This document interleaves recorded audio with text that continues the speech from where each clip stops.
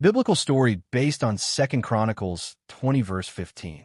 The sun had barely risen over the hills of Judah when fear spread like wildfire through the land. Messengers ran through the streets, their voices urgent. A vast army is coming. A great multitude is marching against us. King Jehoshaphat stood in his palace, listening. The reports were consistent. This was no small threat. Multiple nations had joined forces, and their numbers were overwhelming. By every human measure, defeat was certain. For a moment, silence filled the room. The king had armies, yes, but not enough. Weapons, but not enough. Time, but not enough. Instead of rushing into battle plans, Jehoshaphat did something unexpected. He sought God. He called all of Judah to gather. From every town and village, men, women, and children came, standing together in the temple courts.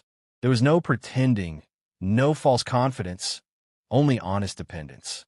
Jehoshaphat stepped forward and prayed, "Lord, we do not know what to do, but our eyes are on you." That was the turning point. In the stillness of that moment, when fear could have taken control, something shifted. The Spirit of God came upon a man named Jahaziel. He stood among the people and spoke with authority that cut through the fear. "Do not be afraid or discouraged because of this vast army, for the battle is not yours but God's." The words spread through the crowd. Fear didn't vanish instantly, but lost its power. The battle was real, but so was God. The next morning, the army of Judah prepared, but not in the way anyone expected. There was no rush to sharpen swords or reinforce shields. Instead, Jehoshaphat appointed singers to go ahead of the army. As they marched, they lifted their voices. "Give thanks to the Lord, for his love endures forever." It made no sense strategically. You don't send singers into a battlefield. You send warriors. But this was not their battle. As the sound of worship filled the air, something unseen began to happen. Confusion broke out among the enemy armies. Alliances turned into conflict. Those who had come united against Judah began to fight against each other.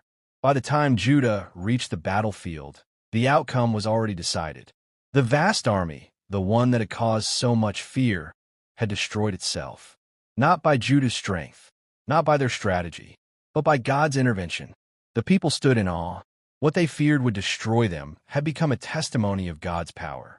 That day, they didn't just win a battle. They learned a truth that would echo for generations. Not every battle is yours to fight. Some battles are meant to reveal what happens when you trust God instead of your own strength. And sometimes the greatest victory comes not from fighting harder, but from surrendering completely.